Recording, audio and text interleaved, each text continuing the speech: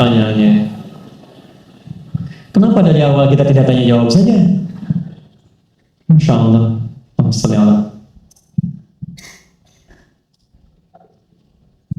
Saya mulai dari yang diketik dulu ya.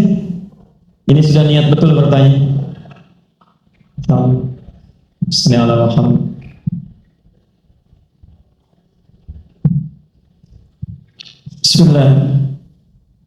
Bismillahirrahmanirrahim. Assalamualaikum warahmatullahi wabarakatuh. Assalamualaikum. Alhamdulillah, maaf sebelumnya Ustaz jika pertanyaan Anda nantinya tidak sesuai tema. Bebas khair insyaallah. Saya langsung ke pertanyaan saja ya. Ustaz, saya tahun depan mau menikah.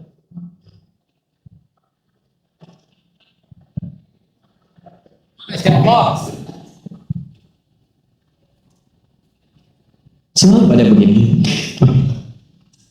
Dengan seorang akhwat. Pasti seorang akhwat, gak mungkin ikhwan. Gak mungkin. Kalau seorang ikhwan ada yang salah dengan diri antum ya. Baik, Quran surah ke-49 ayat 13. Ya ayyuhan nasu inna khalaqnakum min dzakarin wa untha. Hai manusia, kami ciptakan kalian pasangannya laki-laki dengan perempuan. Ya laki-laki disebut dengan ikhwan, perempuan disebut dengan akhwat. Di kalangan antum ikhwat pasti pasangannya akhwat ya. Allah menciptakan Adam dengan Hawa, bukan Adam dengan Adam ya, beda. Baik. Orang tua sudah setuju, alhamdulillah. Kadang Allah beberapa hari lalu ia memberi kabar bahwa ia sudah menerima lamaran ikhwan lain.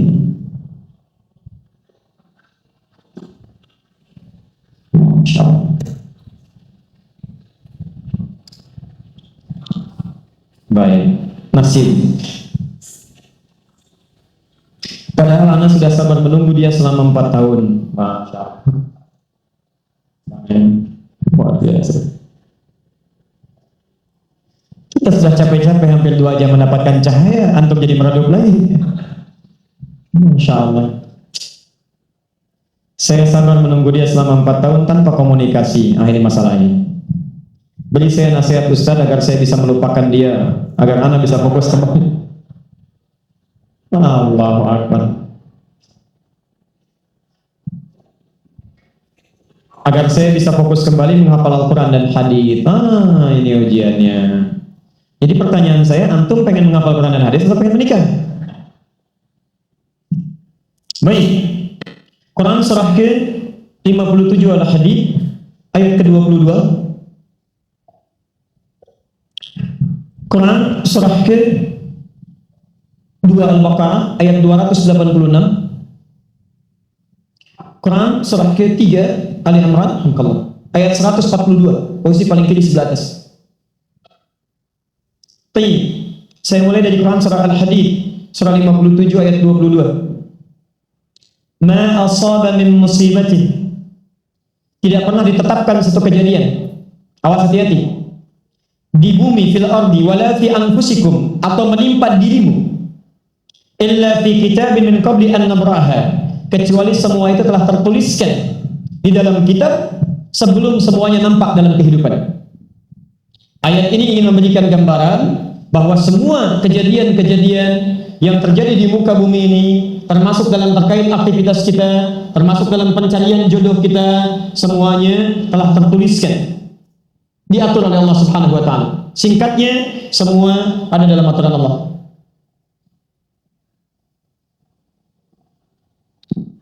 Fokus. Lihat, Allah telah mengatur si fulan hidup sekian, meninggal sekian, rizkinya sekian, jodohnya akan mendapatkan sekian. Sebagian tidak bisa diikhtiarkan seperti ajal nggak ada ikhtiarnya. Anda tidak bisa ikhtiar untuk bisa menunda atau mempercepat ajal, langsung nggak bisa diintervensi. Sebagian ada yang harus diikhtiarkan, hukumnya sudah ada, cuman kita tidak tahu bagaimana dengan takdir yang telah Allah tetapkan. Maka untuk mendapatinya, maka ikhtiar kita untuk meraihnya. Maka ada sesuatu yang ditempuhnya dengan cara ikhtiar. Di antaranya ini jodoh. Masya Allah. Allah telah tetapkan jodoh kita, diatur oleh Allah. Ini yang terbaik untuk kehidupan kamu. Tapi Allah merahasiakan kepada kita siapa jodoh yang dimaksudkan. Maka kita berikhtiar, yang dengan ikhtiar itu ada pahala yang didapatkan. Saya ulang, ada pahala didapatkan, ada kenikmatan dalam mencarinya. Bayangkan kalau kemudian nikah aja tiba-tiba tanpa ada pencarian. Antum gak akan pernah merasakan bagaimana nikmat ta'aruf. Bagaimana nikmatnya mengenal, bagaimana mencari, bagaimana pahala bersabar, bagaimana nikmatnya berdoa, bagaimana istikharah dalam menentukan jodoh kita, itu semua menghasilkan pahala dalam kehidupan kita. Maka yang pertama, lihat ketentuan Allah yang pertama, apapun ikhtiar yang telah Anda tempuh, maka semua ikhtiar ini tetap tidak akan keluar dari aturan Allah Subhanahu wa taala. Jadi kalau antum tadi sudah menunggu selama 4 tahun tanpa komunikasi, Masya Allah, sudah siap melamar, tiba-tiba Masya Allah dibalap oleh orang lain. Tolong fokus. Maka bagaimana cara memahaminya? Perhatikan, ikhtiar yang Allah tetapkan dalam aturan yang dibuat tadi boleh jadi tidak harus selalu menyampaikan kita pada tujuan yang kita inginkan. Karena aturan Allah itu ketika ditetapkan akan bersanding dengan maslahat bagi kehidupan kita yang menjalaninya. Ingat ini ya, ingat. Aturan Allah ketika menetapkan, fulan, rezeki kamu sekian, fulan, fisik kamu begini, fulan, jodoh kamu si fulan, si fulana. Ketika Anda menempuhnya dengan ikhtiar, tidak harus kemudian Anda meraihnya sesuai dengan keinginan Anda. Contoh, maaf, Anda ingin misalnya sekolahnya ke ITB, Anda ikhtiar. Juara satu. Begitu tes di ITB tidak lulus, lulusnya ke IAIN. Misal, harap-harap ke ITB, masuknya ke IAIN. Harap-harap ke ITB, masuknya ke Unpad. Ketika Allah kemudian menakdirkan Anda, misal keinginan Anda ke Unpad, keinginan Anda ke ITB, tapi kemudian tiba-tiba beloknya ke Unpad. Bagaimana memahaminya? Perhatikan, kadang jalan kehidupan yang telah Allah tetapkan bukan harus menentukan hasil sesuai dengan yang Anda inginkan, tapi Allah menetapkan sesuai dengan apa yang Anda butuhkan. Anda ingin ke ITB, tapi apa yang Anda dapatkan di ITB bukan maslahat buat kebutuhan Anda. Maka dibelokkan oleh Allah ke Unpad supaya Anda mendapatkan apa yang Anda butuhkan dalam kehidupan Anda. Karena Allah mengabulkan apa yang Anda butuhkan, bukan apa yang Anda inginkan. Saya ulang, Allah mengabulkan hanya apa yang Anda butuhkan, bukan apa yang Anda inginkan. Ada 3 jenis cara pengabulan. 1. Jika kebutuhan Anda sesuai dengan maslahat kehidupan Anda meminta. Maka jika keinginan Anda dalam permintaan sesuai dengan kebutuhan Anda, maka segera dikabulkan. 2. Ada yang ketika Anda memohon, Anda belum sanggup untuk mendapatinya. Nanti ketika Anda mulai sanggup, disitulah kemudian Allah berikan. Antum punya anak 5 tahun. Antum kaya, punya banyak uang, kemudian anak itu minta dibelikan motor. Dibelikan nggak? Uangnya ada, motornya siap dibeli. Anak baru 5 tahun, minta dibelikan motor, dibelikan nggak? Kenapa? Karena dia belum sanggup menggunakannya. Tapi Anda sampaikan, nah, Papa punya uang, Papa siapkan ya. Nanti ketika sanggup baru saya berikan. Demikian ketika Anda meminta kepada Allah Subhanahu wa taala dan memohon. Maaf, Anda mohon, belum dikabulkan juga. Boleh jadi bukan Allah belum mengabulkan, tapi Anda belum siap untuk menerimanya. Contoh, Nabi Muhammad SAW berdoa kepada Allah supaya kiblat dipindahkan dari Masjid Al-Aqsa ke Masjidil Haram. Kapan berdoanya? Sejak di Mekah. Kapan dikabulkan? Saat ke Madinah. Kurang lebih 3 tahun baru dikabulkan. Quran surah kedua Al-Baqarah ayat 144, paling kiri sebelah bawah. Qad nara taqalluba wajhika fis sama' falanwalliyannaka qiblatan tardaha fawalli wajhaka syatral masjidil haram. Muhammad, kami perhatikan engkau senantiasa menengadahkan wajahmu ke langit memohon, meminta. Lihat, maka mulai hari ini kami kabulkan doamu. Mulai palingkan kiblatnya dari Masjidil Aqsa ke arah Al-Masjidil Haram. Berapa lama Nabi berdoa? 3 tahun. Nabi Muhammad SAW berdoa 3 tahun baru dikabulkan oleh Allah. Kenapa baru dikabulkan? Karena pengalihan kiblat baru sesuai dengan kebutuhan umat Islam pada saat itu setelah 3 tahun. Nabi Ayub alaihissalam, antum kenal Nabi Ayub? Kenal di mana? Kadang-kadang kenal Nabi Ayub. Luar biasa. Tadi malam di Dumai ada yang kenal Korun. Bulan lalu di Lampung ada yang kenal Firaun. Masya Allah. Di Pekanbaru kenal Nabi Ayub. Luar biasa. Siapa sebetulnya? Nabi Ayub itu diuji dengan penyakit luar biasa. Maaf, tadinya kaya, punya istri yang sangat cantik, anaknya 12. Hari yang bersamaan, hari pertama, maaf, diuji dengan harta semua habis. 1 hari. Hari kedua, anak semua meninggal. Hari ketiga, diuji dengan penyakit, yang penyakitnya tidak akan pernah dialami orang setelahnya, tidak juga dialami orang sebelumnya. Berapa diuji? 20 tahun. Beliau diuji 20 tahun. Apakah mengeluh? Tidak. Kata istrinya, kalau bahasa kita, papa kan Nabi. Angkat tangan papa, mohon kepada Allah. Mintakan sembuh aja, sembuh. Apa jawab Ayub? Berapa lama kita sehat dan senang? Kata istrinya, Masya Allah 20 tahun. Berapa lama kita diuji begini? 7 tahun. Kata Ayub, nanti saja. Kalau usia ujian sakit sama dengan ujian sehat, sama-sama 20 tahun, baru saya memohon kepada Allah Subhanahu wa Ta'ala. Anda bisa bayangkan Nabi Ayub, Nabi, Rasul, dekat dengan Allah, jaminannya surga, surga tingkat tinggi, diberikan ujian 20 tahun, beliau bersabar dan tetap ibadah. Antum, Masya Allah, mahasiswa, baru semester 5, bukan Nabi, bukan Rasul, surga belum jelas, amalan masih berantakan, hisab masih menegangkan, surga belum ada jaminan, baru 4 tahun.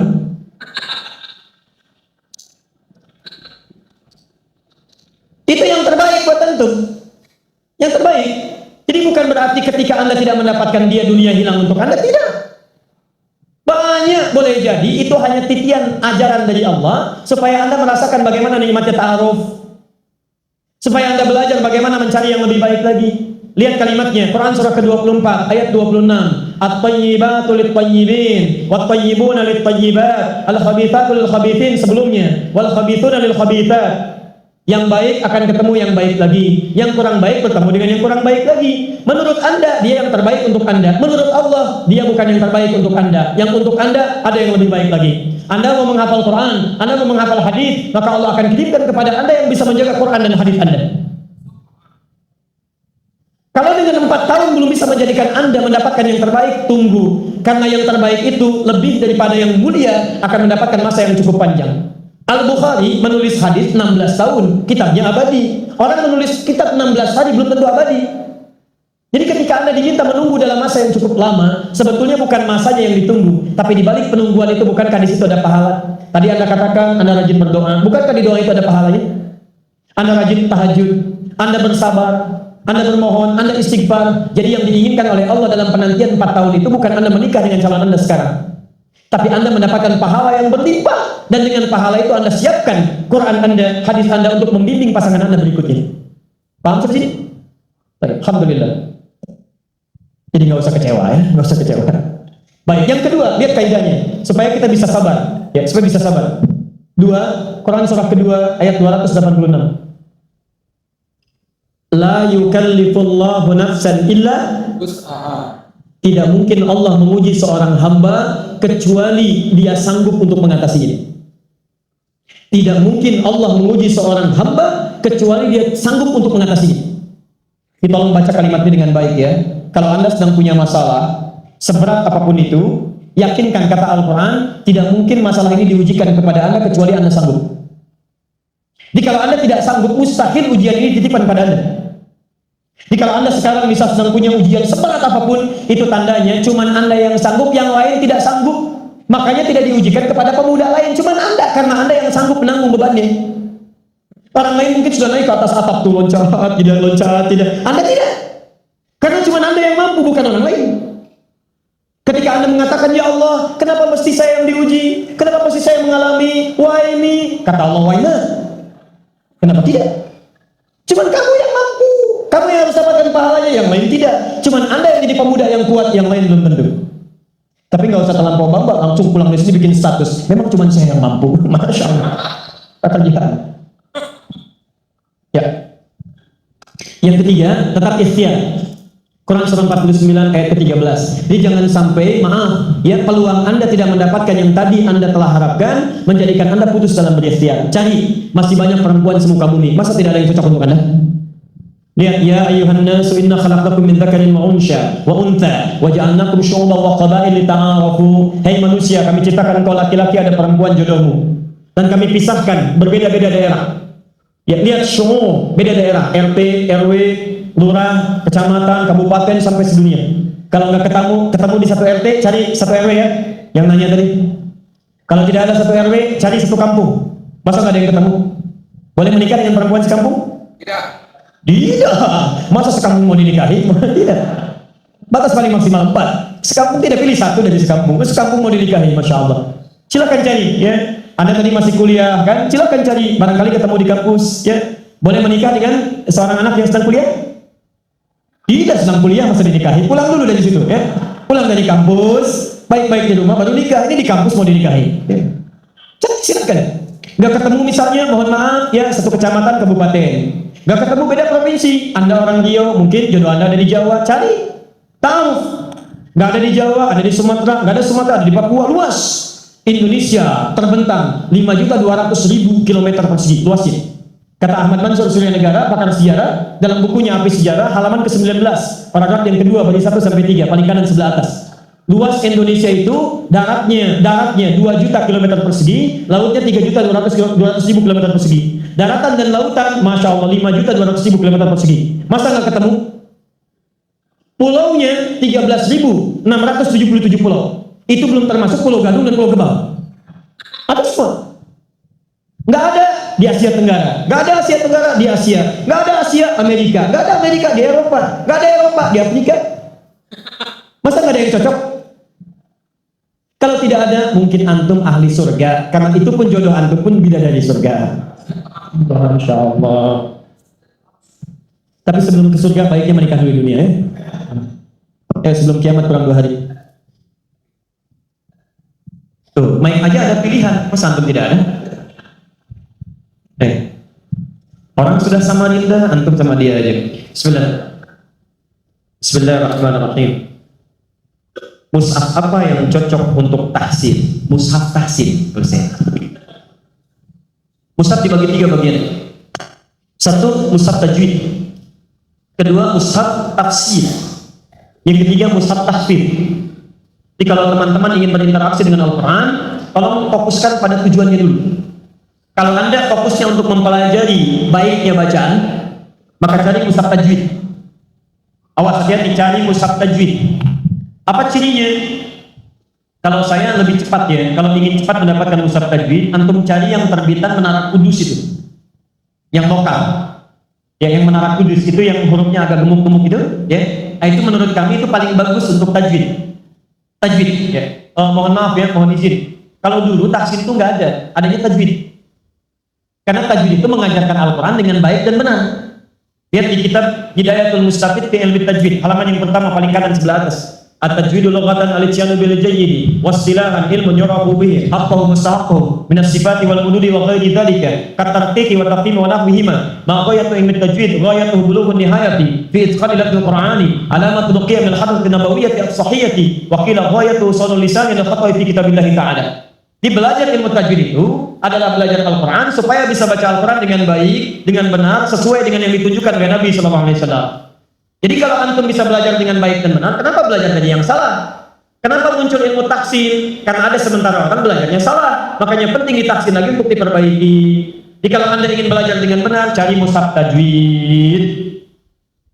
Sekarang sudah banyak. Ada yang pakai, maaf ya, pakai warna itu. Ada yang warna, ada yang hijau, ada yang merah, ada yang kuning, ada yang di bawahnya tanda wakafnya. Ya tapi mushaf warna ini, saya tidak melarangnya, silahkan saja. Tapi kata para pakar, itu cenderung agak lambat dalam belajar. Karena ketika anda membaca, anda berpikir 2 kali lipat. Lihat warna ke bawah, baru simpulkan. Lihat warna, baru baca lagi. Masalahnya ketika tidak ada warnanya, itu jadi masalah. Nah yang lebih cepat, anda gunakan mushaf tajwid. Di antaranya ada yang terbitan Menara Kudus. Apa keunggulannya? Kalau mushaf Madinah, mushaf Libanon, itu biasanya menggunakan tanda-tanda tajwid yang terbatas. Misal 4 atau 5 tanda saja. Al-Baqarah ayat yang keempat. Walladzina yu'minuna bima unzila ilaik wa ma unzila min qablik wa bil akhirah. Akhirah. Tulisannya begini. Al-akhirah. Perhatikan. Kalau di pusat-pusat luar itu ditulisnya seperti ini, wabil akhirah. Nah, orang yang tidak pernah baca Quran sebelumnya, dia akan melihat kalau harakat fathah seperti ini, bukan fathah tegak, itu bacaannya pendek, gak ada madnya. Maka dia akan baca keliru. Wabil akhirati hum yuqinun. Karena itu di sebagian tanda ada yang diberikan tanda begini lagi. Oke. Nah, orang-orang di Arab kenapa tidak menggunakan tanda seperti ini, langsung seperti ini? Karena mereka terbiasa mendengar Al-Quran. Karena terbiasa mendengarkan, maka tanda-tanda tajwidnya dicukupkan pada tanda-tanda yang umum saja. Nah, mushaf Menara Kudus itu memberikan tanda sampai spesifiknya. Jadi kalau ada yang seperti ini, langsung tandanya menggunakan bentuk seperti ini. sehingga dibacanya ketahuan 2 harakat. Kalau ada misalnya huruf H begini, diberikan tanda waw di sininya, supaya diketahui bahwa panjangnya bisa dibaca panjang 2 harakat. Paham tuh di sini? Baik. Yang kedua ada mushaf tafsir. Ya, mushaf tafsir kadang-kadang dipecah. Ada yang potongan-potongan, ada yang misalnya yang terjemahan, ada yang sampingnya ada asbabun nuzul, asbabul wurud dan sebagainya. Itu mushaf tafsir. Jadi kalau Anda ingin memahami makna Al-Quran, cari mushaf tafsir. Yang ketiga, mushaf tahfidz untuk menghafal. Saya ulang, mushaf tahfidz untuk menghafal Al-Quran. Ciri paling gampangnya, cari oleh Anda mushaf-mushaf yang sampingnya itu suka ada ayat potongan pojok. Bisa Alif Lam Mim dzalikal kitabu la raiba fihi hudan lil muttaqin, sampingnya ditulis dzalika alladzina walladzina, itu disebut dengan mushaf tahfidz. Nanti insyaallah kalau yang kami sudah dicetak lagi, nanti insyaallah kalau ada kuotanya kita coba bagikan, mudah-mudahan nanti antum bisa mendapatkan dan belajar dari situ. Ya, dan kita tidak jual, itu hanya untuk dibagikan saja untuk mushaf belajar menghafal Al-Quran. Saya mau tanya sebentar, mau hafal Quran? Mau. Saya ulang, mau hafal Quran? Mau. Yang mau boleh angkat tangan? Alhamdulillah. Saya kasih contoh cepat ya. Masih ada waktu? Masih. Sebentar. Ini sebuah simulasi. Ya. Nanti kalau ada waktu yang lain, nanti kita bikin daurah untuk hafalan Quran saja. Ini bukan metode yang ditemukan oleh seseorang, bukan. Ini metode dari Quran langsung. Bagaimana Quran dihafalkan. Quran memberi petunjuk bagaimana supaya dia dihafalkan. Biasanya nanti semua penghafal Quran itu akan mengalami semua metode ini. Dan begitu dia hafal Quran, biasanya menemukan metode masing-masing sesuai dengan pengalamannya. Ya, ada metode menghafal Quran semudah tersenyum, ya. Udah senyum-senyum nggak hafal-hafal, ya kan? Baik, bukan masalah metodenya, yang salah adalah pengalaman Anda tidak sama dengan metode yang dimaksudkan. Ya, saya beri contoh misalnya, ada yang disebut dengan at-taisir. At-taisir itu metode menghafal, saya langsung percepat ke rumus cepatnya saja, ya. Nanti teori-teorinya barangkali lain kesempatan. Lihat sini. Anda membagi kepada 6 hari, mulai dari Sabtu, Ahad, Senin, Selasa, Rabu, ya, Kamis, Jumat, khusus untuk pengajian. Perhatikan, fokus ya, pelan-pelan, bisa. Anda hafalkan hari Sabtu, jangan banyak-banyak, 2 ayat aja dulu. Mulai dari awal. Ingat, jangan banyak-banyak, jangan tertipu oleh setan. Setan minta yang banyak-banyak, sudah banyak lupa nanti, mengulangnya tidak mau lagi. 2 saja dulu. Nanti Anda ulangi dalam salat-salat sunnah. Syuruk baca, rakaat pertama 1 ayat, kedua 1 ayat. Salat duha baca lagi. Rawatib 12 rakaat baca lagi. Puncaknya saat tahajud Anda baca kembali. Rakaat pertama baca ayat pertama, kedua ayat yang kedua. Hari Ahad misalnya, tambah kemudian 1 ayat. 2 tambah 1 berapa?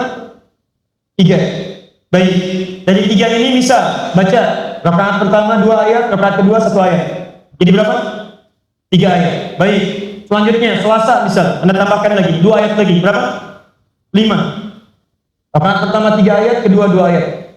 Rabu misalnya, tambah 2 ayat lagi. Berapa? 7. Bisa 7. Rakaat pertama 4, kedua 3. Tapi untuk Kamis bisa, ini Selasa, Rabu istirahat dulu. Jangan dulu baca. Anda ulangi aja, ulangi sampai itqan. Itqan itu kalau saya sampaikan semudah Anda membaca Al-Fatihah. Kalau dibolak-balik bisa hafal. Setelah Malik Mit, iya kan Amudu. Setelah Bismillahirrahmanirrahim, sebelum Alhamdulillahirabbil alamin, Bismillah. Nah, seperti itu hafalannya. Kamis nanti hafalkan 1 ayat lagi. Ya, maaf, bisa 4 tambah 3 7. Ini tidak menghafal dulu. Kamis misalnya bisa tambah 3 ayat supaya genap 10. Bisa saja. 7 tambah 3 berapa? 10. Rakaat pertama misalnya 5, kedua 5. Atau pertama 6, kedua 4. Jumat khusus untuk mengulang, jangan menghafal. Nanti Anda coba, Anda tingkatkan seperti ini. Bisa mengulang rumusnya, begitu menghafal subuh, kemudian praktekkan, diulangi saat sholat tahajud. Pelan-pelan, Anda praktekkan, nanti ada makna yang melekat dalam diri Anda. Menghafalnya kata Quran subuh, diulang dalam sholat sunnah, dipraktekkan dalam malamnya. Begitu malam dipraktekkan, insya Allah ini akan terjaga Qurannya. Mula-mula sedikit, lama-lama jadi banyak. Nanti kalau sudah jadi penghafal Quran, biasanya setiap hari itu 5 juz.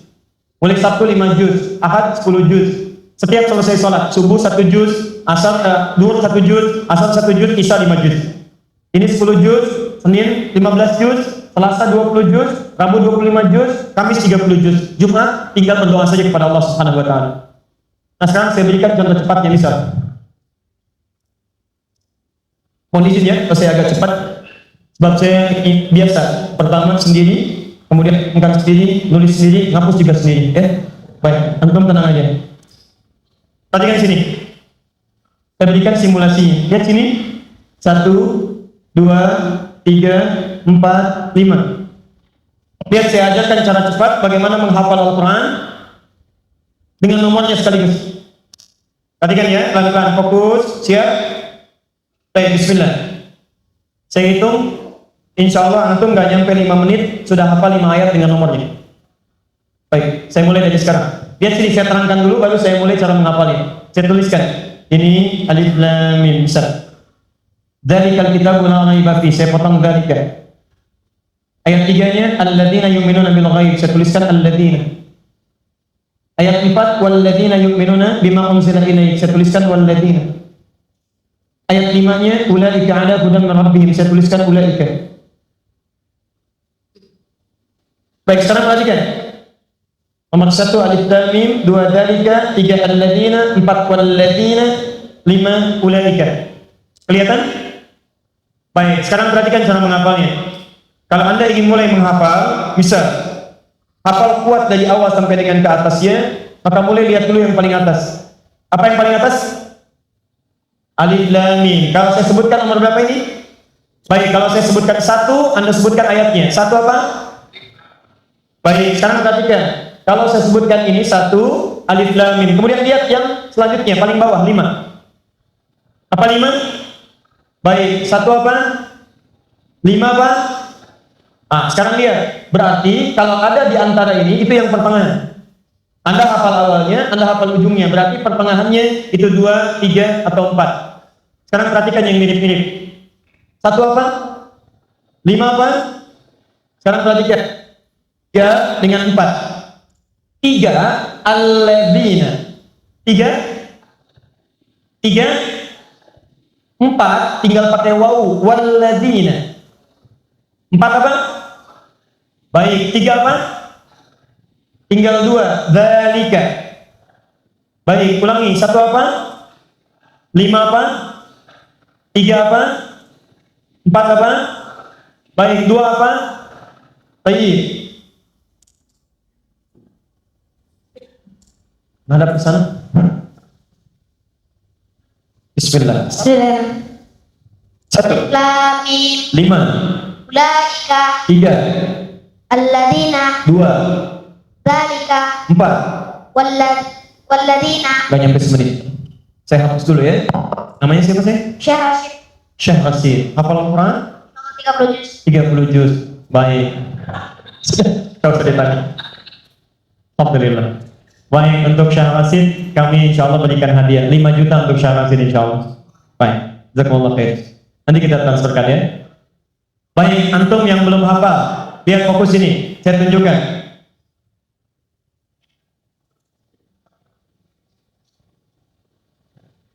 Saya ulang, lihat ini. 1 apa? 5 apa? 2 apa? 3 apa? 4 apa? Ketika semua huruf-huruf itu ada dalam benak kita, maka ketika Anda melihat huruf pun yang muncul itu Al-Quran. Perhatikan, ini apa? Bukan, ini kosong, nggak ada apa-apanya. 2. Jadi begitu Anda terbayang huruf, yang terbayang Quran. Jadi begitu disampaikan, ingatnya Quran. Masya Allah, Ustaz tinggal di mana? Di Bekasi. Nomor berapa? Nomor 6. Innal ladzina kafaru. Masya Allah. Ustaz, anaknya berapa? Dari kali kita bola raiba. Istri berapa? Alif lam mim.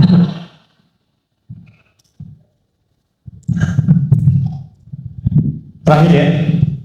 Nanti ada PowerPoint-nya kalau nanti belajar dari awal sampai akhir ya. Ini hanya sekedar simulasi saja. Saya ingin tunjukkan. Anda nggak nyampe 5 menit, itu tadi saya hitung, nggak nyampe 5 menit. Anda sudah hafal itu. 5 ayat dengan potongan, dengan nomornya. Anda selama ini kemana aja? Mana aja selama ini ya? Waalaikumsalam warahmatullahi wabarakatuh. Ustaz, saya mau lanjut S2 di Timur Tengah jurusan hadis. Bagaimana cara daftar kuliah S2 di sana dan universitas mana yang bagus dalam jurusan hadis? Silakan antum coba keluarkan, ada peluang yang sangat banyak sekali. Ya. Hadis itu banyak yang bisa kita dapatkan. Bisa di Madinah juga ada jurusan Jamiah Islamiyah untuk hadis. Tapi biasanya kalau untuk S2 itu agak tidak mudah untuk masuknya. Di Mesir juga ada, cukup bagus untuk jurusan hadis. Tapi di Mesir juga kuliah sampai 4 tahun. Ada, ya, antum bisa dapatkan itu. Antum juga bisa ambil, bisa misalnya ditulis ya Zaituna, cukup bagus. Fikih dengan hadisnya cukup baik. Ya, ada Omdurman juga bisa, antum lanjut ke sana. Ya, nanti kalau misalnya ini yang bertanya ingin lebih jauh lagi, nanti kami kirimkan linknya. Nanti insya Allah kalau ada kesempatan kita berikan rekomendasinya. Nanti kita kirimkan kepada Syekh di sana, mudah-mudahan bisa dibantu insya Allah. Ustaz, apakah dosa-dosa seorang hamba selalu diampuni oleh Allah? Karena dalam Al-Quran banyak ayat mengatakan bahwa Allah SWT Maha Pengampun. Ya, kalau Anda bertobat. Quran surah ke-4 ayat 17 sampai ayat 18. Dosa yang ringannya di Quran surah ke-2 ayat 286. Dosa agak berat di Quran surah ke-40 ayat ke-3. Agak berat lagi Quran surah ke-71 ayat ke-10. Lebih besar lagi Quran surah 39 ayat 53. Perhatikan, ada nama kesalahan disebut dengan khata.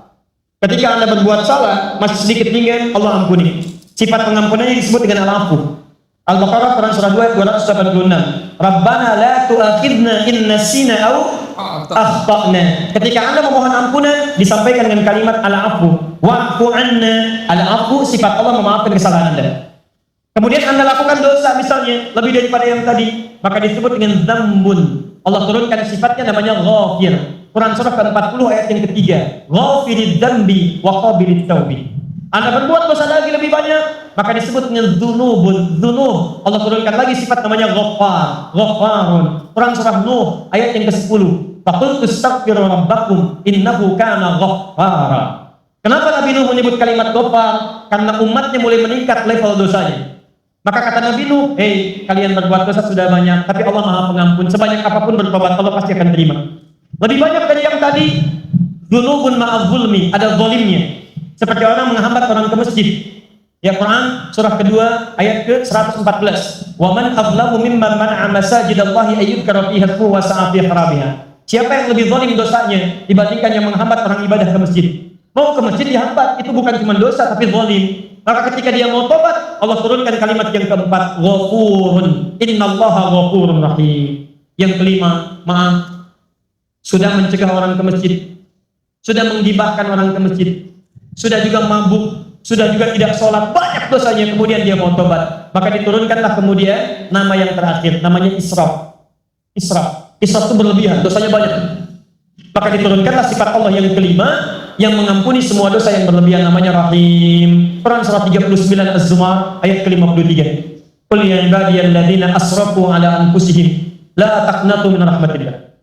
Qul ya ibadiyalladzina asrafu ala anfusihim la taqnatu min rahmatillah. Katakan Muhammad pada hamba-hambaku, masih di aku hamba.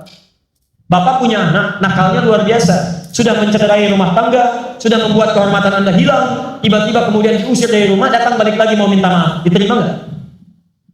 Pertanyaan saya, kalaupun Anda menerima, sikap pertama baik atau tidak? Belum tentu, kadang-kadang cemberut. Kadang-kadang katakan, jangan kesini lagi, kamu bukan anak saya. Anda sama siapa? Allah tidak. Sifat Allah beda dengan hamba. Lihat kata Allah, Qul ya ibad. Katakan, hei hambaku, masih di aku hamba. Anda punya banyak dosa, masih ada peluang untuk kembali. Ayo jangan putus asa dari rahmat Allah Subhanahu wa taala. Dosa kecil diampuni, agak besar diampuni, besar sekali diampuni. Kalau dengan semua tawaran itu Anda belum mau minta ampun juga, dengan cara apa lagi Allah mengampuni Anda? Mohon maaf, saya tutup. Sebelum nyawa kita sampai di kerongkongan, selalu ada kesempatan untuk kembali. Saya beri contoh Fir'aun. Itu jahatnya kurang apa lagi? Konflik, Bu, Pak. Mengaku Tuhan, ana rabbukumul a'la. Orang sekarang paling banter ngaku nabi, dia ngaku Tuhan. Yang kedua, maaf, hobinya bunuh orang. Quran surah 2 49. Yudzabbihuna abna'akum. Dia suka menyembelih orang lain. Maaf, menantang nabi. Yang paling luar biasa, saking Allah adilnya memberikan petunjuk untuk berubah, dikirimkan 2 orang nabi supaya dia berubah. Quran surah ke-20 Toha ayat 43 sampai 44. Lihat kalimatnya. idhaba ila fir'auna innahu tagha. Musa dan Harun pergilah kepada Fir'aun, berikan dia petunjuk, dia mulai menyimpang. Satu orang mengaku Tuhan, hobi bunuh orang, menantang Rasul, maksiat banyak, tapi hukum Allah masih berlaku sebelum nyawanya sampai di kerongkongan. Kata Allah, Musa dan Harun, dua orang nabi sekaligus untuk satu orang. Kita sampai kiamat, nabinya cuma satu, gak pernah ketemu. Saking sayangnya Allah. Dan hebatnya ayat ke-44. Faqula lahu qawlan layyina la'allahu yatadhakkaru aw yakhsha. Tolong ingatkan dengan lemah lembut, jangan kasar. Mungkin dengan kelembutan itu dia mau sadar dan mulai takut kepada Allah Subhanahu wa taala. Jadi mohon maaf ya teman-teman, ini yang bertanya, Fir'aun saja yang mengaku Tuhan, banyak maksiatnya, suka bunuh orang, masih mau diampuni oleh Allah. Apalagi Anda yang tidak seperti Fir'aun. Anda pernah mengaku Tuhan? Pernah bunuh orang? Pernah nentang Nabi? Kalau Anda tidak berbuat maksiat seperti Fir'aun, maka peluang untuk bertobat selalu terbuka kepada Anda. Pilihannya Anda mau ngambil atau tidak. Kalau Anda tidak mengambilnya, maka Anda ketinggalan. Sudah ada yang lebih duluan dibandingkan Anda, namanya Fir'aun. Karena itu bertakwalah kepada Allah Subhanahu wa taala. Saya kira kita cukupkan dulu untuk pertemuan kita hari ini. Mudah-mudahan dalam apa yang kami sampaikan ada kebaikan-kebaikan yang didapatkan. Saya mau simpulkan dulu satu. Di dalam masjid ini dinamakan dengan An-Nur, kecuali kita diharapkan punya cahaya-cahaya kebaikan yang membimbing kehidupan kita. Maka saya mohon setiap antum datang ke masjid ini atau di masjid manapun, tunaikan sholat dengan baik, cari waktu untuk membaca Al-Quran dengan baik. Yang ketiga, mohon maaf, cari guru yang baik yang mengajarkan kedekatan kita dengan Allah. Selanjutnya, semua itu butuh proses untuk kita berubah lebih dekat dengan Allah Subhanahu wa taala. Maka dalam proses itu nikmati, sabar dalam kita belajar. Dengan kesabaran itu insya Allah pahala akan diberi wajib. Saya kira itu yang bisa kami sampaikan. Bila ada yang benar dari Allah dan Rasulnya, kalau ada yang salah mohon maaf, sudah di kesalahan saya pribadi. Nanti kalau ada waktu yang lain, barangkali nanti cari tema yang sesuai. Mudah-mudahan dengan itu semua ada hal-hal yang baru yang bisa kita pelajari. Saya kira itu. Subhanakallahumma bihamdika asyhadu an la ilaha illa anta astaghfiruka wa atubu ilaik. Dan ada 3 sunnah Nabi sebelum kita pertama, Nabi cukup menutup dengan hamdalah. Nabi kadang berdoa, momentumnya khusus, sahabat mengikuti atau mengaminkan. Dan yang ketiga, Nabi menutup dengan doa kifaratul majlis, kemudian kita bisa bubar dari majlis. Nah, saya ingin menggabungkan ketiganya. Mudah-mudahan dengan menggabungkan ketiganya itu kita mendapatkan keberkahan lebih dari Allah Subhanahu wa taala. Alhamdulillahirabbil alamin, arrahmanir rahim, maliki yaumiddin. Iyyaka na'budu wa iyyaka nasta'in, ihdinas siratal mustaqim. Siratal ladzina an'amta 'alaihim ghairil maghdubi 'alaihim waladdallin. Allahumma rabbana la tad'a lana fi maqamina hadha wa fi kulli maqamin dhanban illa ghafartah. Duhai Allah, kami bermohon kepadamu, jika ada yang hadir di masjid ini, satu di antara kami datang membawa dosa, maka mohon ya Allah, jangan biarkan dia meninggalkan masjid ini kecuali Engkau telah ampuni segala dosa-dosanya. Allahumma wala hamman illa farajtah. Jika ada yang hadir di masjid ini datang membawa kegelisahan, maka mohon ya Allah, jangan biarkan ia meninggalkan ya Allah masjid ini kecuali Engkau telah tenangkan keadaan hati. Allahumma wala dainan illa qadaitah. Jika ada yang hadir di masjid ini membawa kesulitan utang piutang dalam hidupnya, maka mohon jangan biarkan ia meninggalkan masjid ini kecuali Engkau telah lunasi ya Allah dan berikan rezeki yang cukup untuk melunasi utang-utangnya. Allahumma wala maridan illa syafaitah. Jika ada yang datang ke masjid ini membawa penyakit ya Allah, atau saudaranya, kerabatnya, tetangganya, maka mohon ya Allah dengan keikhlasan amalannya, angkat dan sembuhkan segala penyakitnya. Allahumma ya rabbal alamin, aslih ahwalana ma yuqarribuna ilaika ya rabbal alamin. Duhai Allah, mohon perbaiki keadaan hidup kami sehingga membuat diri kami lebih dekat denganmu ya rabbal alamin. Ij'alna minal muttaqin, ij'alna minas salihin. Jadikan kami termasuk orang-orang takwa yang Engkau pandang saleh dalam kehidupan kami. Wa alhiqna bis salihin wan nabiyyin ma'al ladzina an'amta 'alaihim minan nabiyyin wasyuhada'i was salihin wa hasuna ulaika rafiqa. Dan mohon anugerahkan kami di surga nanti ya Allah, satu surga dengan bersama para nabi, orang-orang jujur, para syuhada, orang-orang saleh.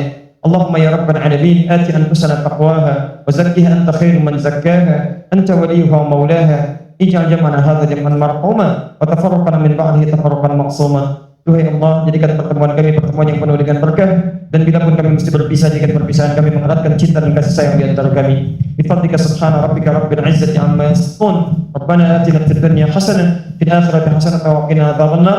Wa akhiru da'wana alhamdulillahi rabbil alamin. Allahu minkum. Assalamualaikum warahmatullahi wabarakatuh.